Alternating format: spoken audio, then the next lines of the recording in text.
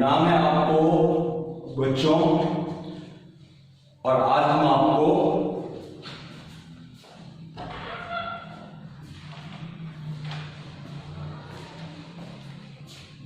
बच्चों आज आपको हिंदी में ही आपका जो देहाय आपका नंबर जो 2 है वहां पर आपका पिछली बार हम आपको बता दिए थे कि पठन क्या है और पठन के क्या लाभ हैं, क्या उसके फायदे हैं, क्या हानियां हैं, वो सब हम बता रहे। वो तो जो भी था आपका विषय वो हम आपको सब कुछ बता दिए थे।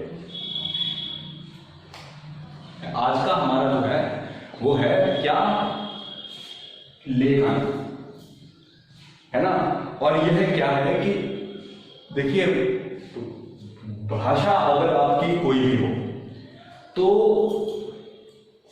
भाषा को सीखने के 2 ही होते हैं आपके गुण।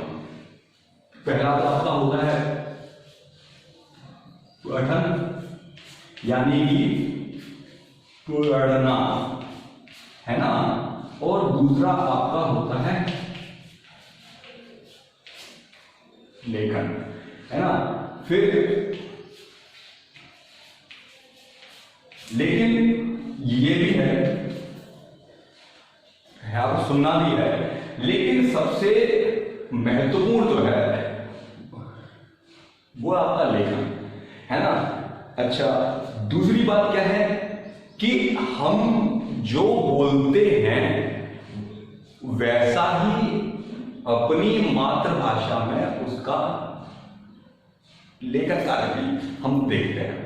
अच्छा, तो क्या है कि अगर हम देव वाणी की बात करें, आपकी देव वाणी आपकी जो भाषा है की हम आपकी बात करें, मातृभाषा हिंदी की अगर हम आपसे बात करें तो हमको यह मालूम होगा कि विश्व की दूसरी भाषाओं से हिंदी और देववाणी ये 2 ऐसी भाषाएं हैं यहां पर हम जैसा बोलते हैं वैसा ही हम कहते भी हैं और वैसा ही अपनी पुस्तक में, अपनी कॉपी में, अपने पेन से उसको लेखन का भी काम करते हैं।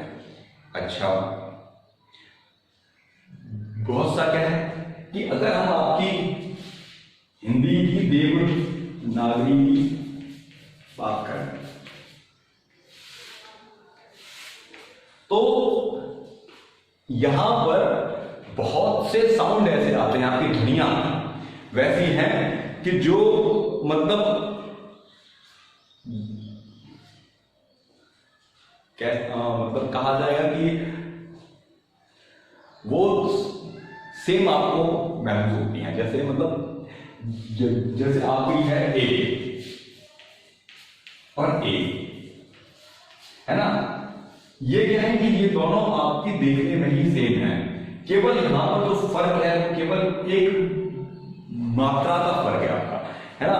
और वैसी ही कई हैं, जैसे आपका सा है, श है और स है ना। ये भी आपको स श स, ये भी आपको तीनों जो वर्ण हैं आपको देखने में एक जैसे ही महसूस हो रहे होंगे, है ना। परंतु यहां पर क्या है कि जब हम उनको बोलते हैं, है ना, जब हम वह बोलते हैं तब हमको यह चीज देखनी चाहिए कि हम जो बोल रहे हैं उच्चारण जो है अपना, जैसे हम उसको कैसे बोल रहे हैं। तो ये आपका कैसे हो जाता है सा, ये आपका कैसे कहा जाता है श, और ये आपका स। तो है तो तीनों सही, लेकिन इनके बोलने और इनके जो कहने का ढंग है वह भिन्न भिन्न है। और जबकि हमको इस पूरी भाषा में यही ध्यान देना है कि हमसे बोलने में और जब हम उसका लेखन कार्य कर रहे हैं तब हमको किन किन दोषों से बचना चाहिए, है ना। तो यह तो था आपका लेखन।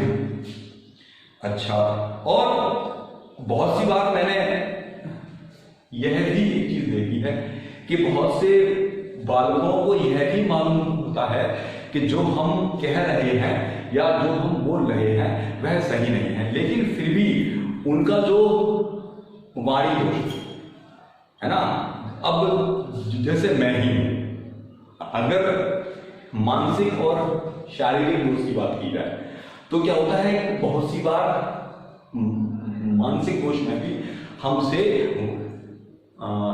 भाषा के शब्दों को बोलने में गलती हो जाती है ना। चाहे हमारा जो ध्यान है वह कहीं दूसरी ओर है और हम उसको देख रहे हैं दूसरी तरफ, तो भी हमको कई बार शब्दों को बोलने में दिक्कत हो जाती है। अच्छा, या फिर क्या है कि कोई शारीरिक दोष ही हमारे भीतर हो, जैसे कि वह एक टेम्परिंग का होता है गलहट का, जो कि 100 में से 20% जो है दोष बुजुर्ग में भी है, बालिग से हो गया था मुझे, है ना। तो यहाँ भी अगर आपने कोई शारीरिक दोष भी है तो भी आपको वर्ण बोलने में आपको दिक्कत होती है और उच्चारण जो है आपका वह सही नहीं होता है। अच्छा, ये तो था आपका पठन, लेखन और सुनना और देवनागरी में। दूसरा क्या है कि जब हम सीख गए हैं तब हम आपको बताते हैं कि देववाणी संस्कृत में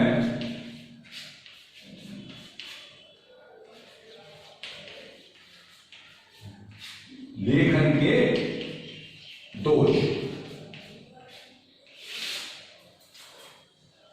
देववाणी जो भाषा है, कहा जाता है कि यह भारत ही नहीं, पूरा जो आपका विश्व है, पूरे विश्व की सबसे बड़ी और महानतम भाषा है। कौन सी? देववाणी, है ना। कहा जाता है कि ये ब्रह्मा से ये प्राप्त हुई, लेकिन क्या है कि जब हम इस भाषा में बोलते हैं या कोई कार्य करते हैं, लेखन कार्य, तब बहुत से दोष हमारे सामने आते हैं। जैसा पहला एक उसमें पॉइंट है, अलम को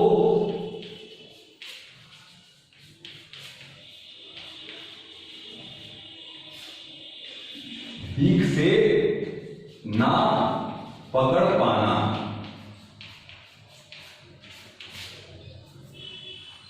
ये आपका पहला दोष है कि जब हम देववाणी में लेखन कार्य कर रहे हैं तो जो पेन है वह कैसे हमें पकड़ना है, यह भी बालक को ज्ञात होना चाहिए। अच्छा, दूसरा जो पॉइंट है आपका,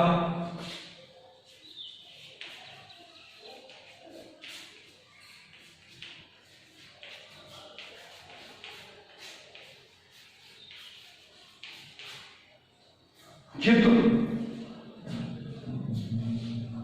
मुद्रा से कहेंगे या फिर आपका बैठने का ढंग कहेंगे, बैठने का ढंग, है ना। ये क्या है, बहुत से जो बालकों को जब वह पठन और पाठन कार्य जब वह देख रहे हैं, कर रहे हैं, तब वह यह नहीं जानते हैं कि कौन सा बैठने का जो अध्ययन काल में बैठने का जो होता है ढंग, वह क्या होता है ना।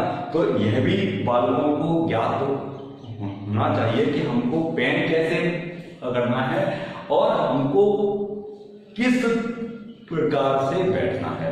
ये आपका रहा पॉइंट नंबर 2। अच्छा, तीसरा आपका क्या है?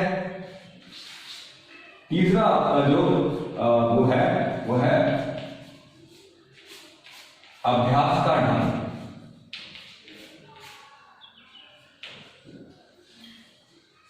है ना। अभ्यास का ढंग, बहुत से बालक क्या करते हैं कि पढ़ते रहते हैं, लेकिन जब उनसे लेखन कार्य के लिए कहा जाता है तब वह लेखन कार्य की जिस पे ध्यान वो नहीं देते। वो सोचते हैं कि हम क्यों कर रहे हैं लेखन कार्य, है ना। लेकिन सबसे बड़ी बात यह है कि लेखन को सीखने और दूसरों को ज्ञान देने के लिए हमको लेखन कार्य भी ढंग से आना चाहिए, और यह लेखन कार्य के ढंग से आने के लिए लेखन का उचित अभ्यास भी बहुत आवश्यक है। ठीक है, ये आपके रहे पॉइंट 3। मैं आपको बताता हूं पॉइंट नंबर 4 आपका।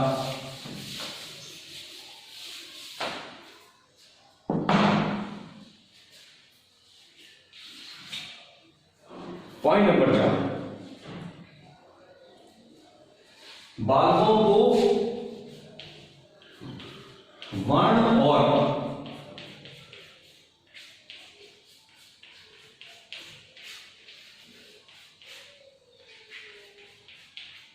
मात्रा का ज्ञान न होना, यह है आपका पॉइंट नंबर 4। क्या है कि बहुत से बालकों को वर्ण का और किस पर मतलब कैसी मात्रा वहां पर हमें कहनी है या देनी है, यह बालकों को नहीं पता होता, और वह यहीं पर गलती कर जाते हैं। कई बार वो क्या करते हैं कि जैसे शब्द आपका गुरु, क्या है आपका शब्द गुरु, लेकिन वो क्या करते हैं कि मात्राओं के बारे में ज्यादा जानकारी ना होने के कारण वह इस पर बड़े की मात्रा को लगा देते हैं, या फिर कहीं कहीं जहां पर उन्हें बड़ी मात्रा में नहीं कहना है, लघु मात्रा में कहना है, वहां पर वो दीर्घ मात्रा का प्रयोग कर लेते हैं। यहाँ पर उनको शॉर्ट मात्रा में कहना है, वहां पर भी वो और मात्रा का प्रयोग कर लेते हैं। तो यानी कि ये सबसे ज्यादा महत्वपूर्ण है कि सभी बालकों को वर्ण और मात्राओं के बारे में सही प्रकार से जानकारी होनी चाहिए। अच्छा,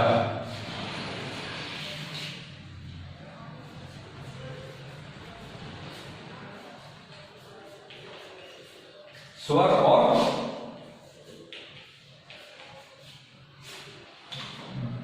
व्यंजन का भेद,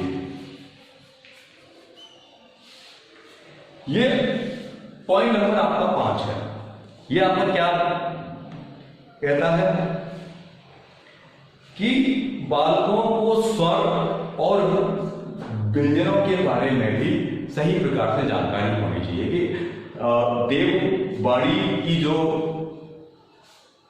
जो वर्ण विन्यास है, वहां पर कौन सा वर्ण कैसे कहा जाएगा, कैसे उसको बोला जाएगा, लिखा जाएगा, यह भी बालकों को जानकारी होनी चाहिए। अच्छा है ना। दोष नंबर आपका आता है अक्षय।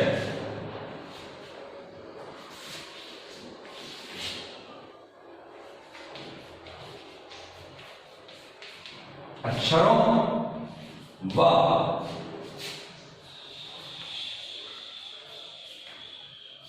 शब्दों के बीच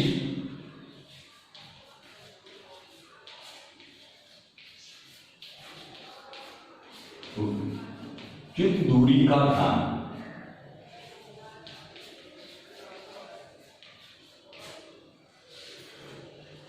ये आपका है पॉइंट नंबर आपका है ये 6। ये क्या ये बताता है कि बालकों को कौन से वाक्य में किस वर्ण और किस पद में कितनी दूरी होनी चाहिए। मतलब जब हम एक वर्ण के बाद एक दूसरा लिखें वर्ण, और वर्ण से मिला करके कोई हम पर्टिकुलर कोई शब्द लिखें, वो तो आपके दो वर्णों के बीचों में, दो पदों के बीचों में, एक वाक्य के से दूसरे वाक्य के बीच में कितनी दूरी होनी चाहिए, यह भी बच्चों को अच्छे प्रकार से ज्ञान होना चाहिए। अच्छा, पॉइंट नंबर 7 है आपका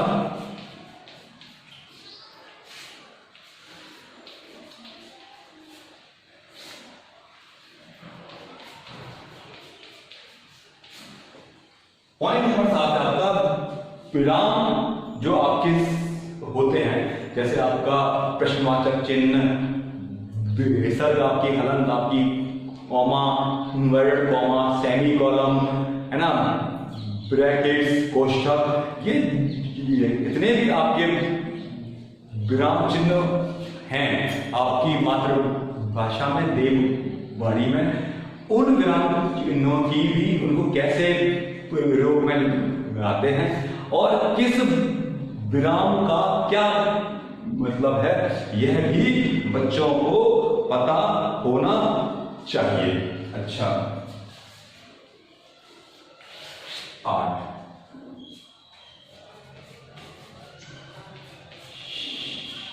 शिरो रेखा का योग। अब आपका आता है पॉइंट नंबर 8। पॉइंट नंबर में क्या है, हमने बहुत सी बात में देखते हैं कि कई सारे बालक कोई भी कार्य करते हैं, जैसे अपना कोई लेखन कार्य जब वो कर रहे हैं तो क्या करते हैं कि फास्ट काम करने के चक्कर में, ज्यादा शीघ्र काम करने के चक्कर में वह केवल क्या करते हैं कि वर्णों को और पदों को, आपके शब्दों को कहते जाते हैं, लिखते जाते हैं, लेकिन उनके ऊपर जो एक लाइन खींची जाती है ना, वह जो पंक्ति ऊपर खींची जाती है वह आपकी होती कौन सी, रेखा, है ना।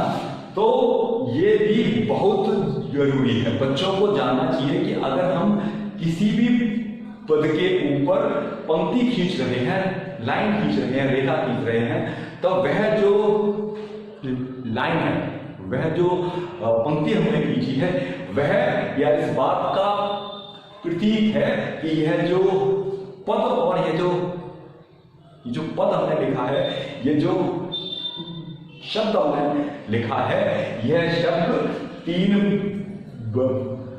वर्णों का है, 5 का है। तो वह शब्द जितना बड़ा होगा वह हमको यह ज्ञान देगा कि यह अक्षर जो है वह इसकी जो सीमा है वह कितनी है और कहां तक है। तो हमको इस पंक्ति का बहुत ध्यान देना है बालकों। और आपको पता है ईटीसी एमएससी के जो पेपर जो होते हैं परीक्षाओं में भी, प्राध्यापक आपका जो होता है परीक्षक, वह भी यही छोटे छोटे बिंदुओं पर बहुत ध्यान देता है। अच्छा, बाप का आता है क्या,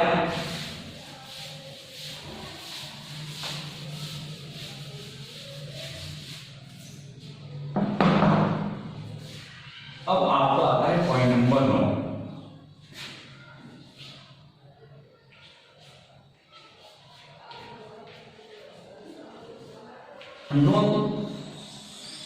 स्वर का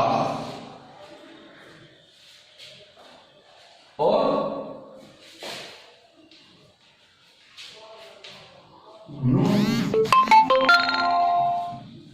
नासिक का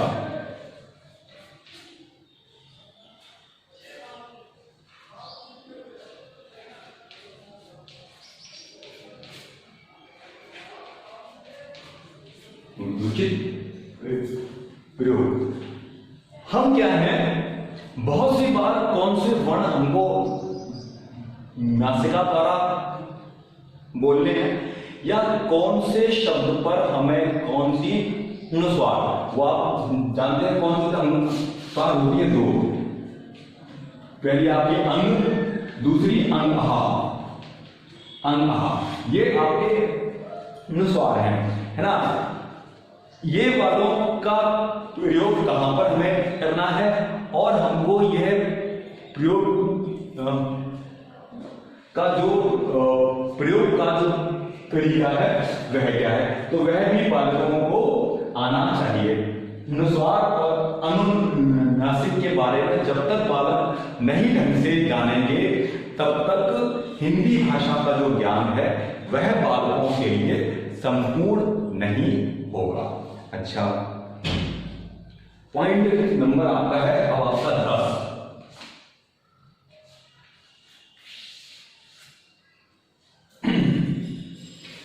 पॉइंट नंबर आपका 10 है,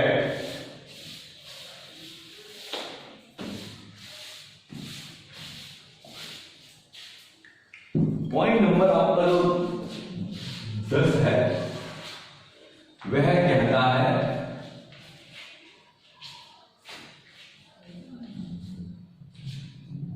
धातु रूपों का और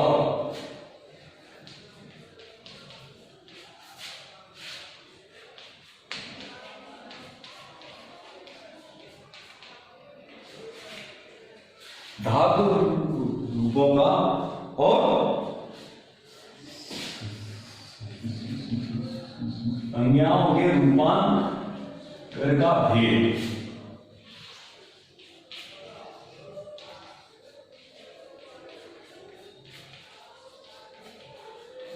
ज्ञात होना।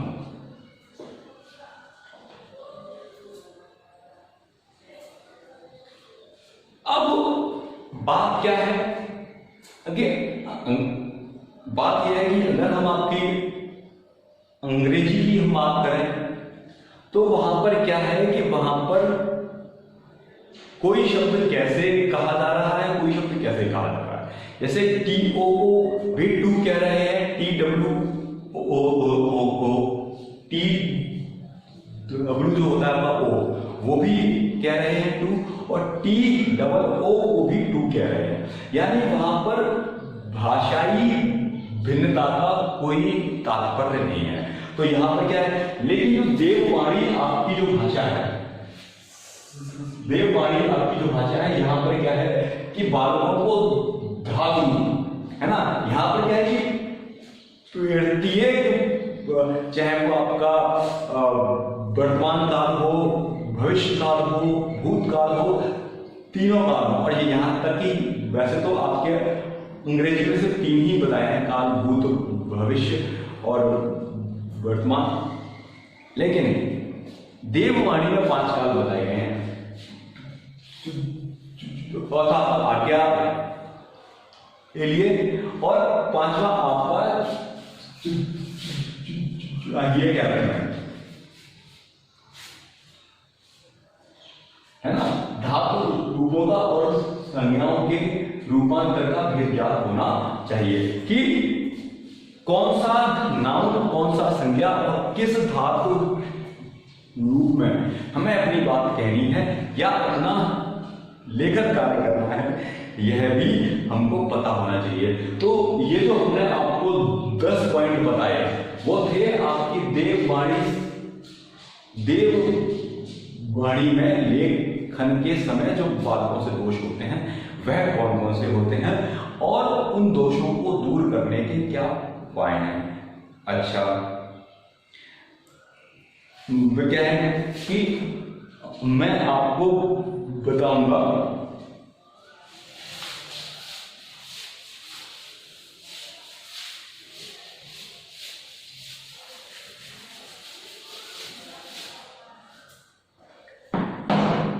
अब मैं आपको बताऊंगा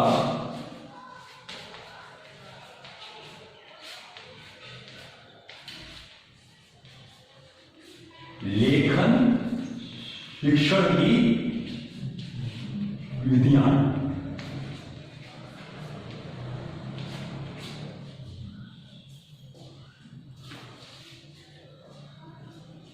हम बालकों को जब हमें काम देना हो, है ना, तब हम क्या करते हैं कि जो भी उनके लेखन में जो भी दोष हो तो उन दोषों को दूर करने के लिए हम कौन कौन सी लेखन विधियों को देखते हैं वह मैं बता रहा हूं आपको।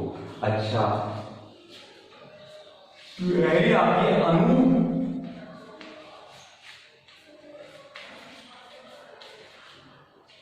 लिपिक विधि।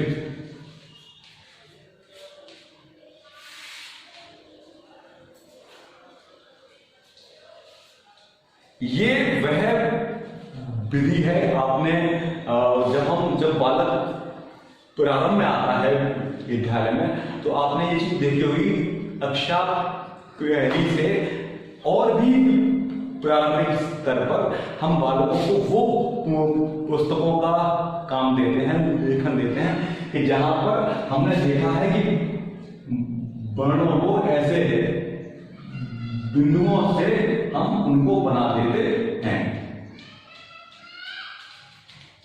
है ना, यूं ऐसे ऐसे करके। और जब हम बिंदुओं को ऐसे बना देते हैं और वो पूरी पुस्तक में जितने भी मॉडल लिखे होते हैं वह यूं ही लिखे होते हैं बिंदुओं के सहारे, है ना।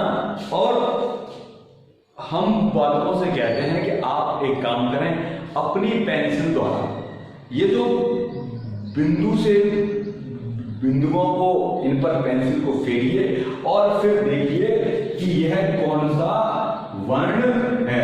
तो बालक यूं प्रकार से उनको ऐसे जोड़ते जाते हैं और जोड़ने के साथ उनको सिर्फ प्रकार से आपके अक्षरों का ज्ञान होता है। अब जैसे ये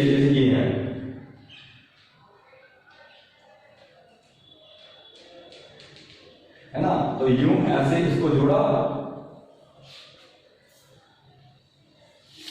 रहा, है ना।